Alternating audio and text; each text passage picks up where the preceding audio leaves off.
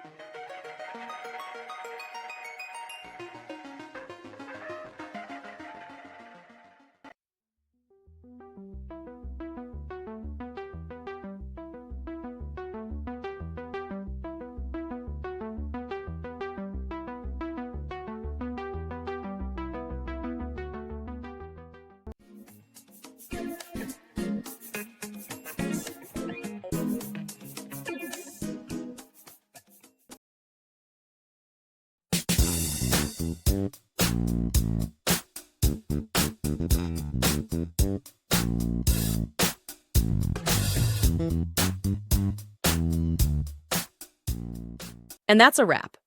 I hope you found the answer you were looking for. If you did, take a second to hit that subscribe button. It really helps out. And let me know in the comments which solution worked best for you.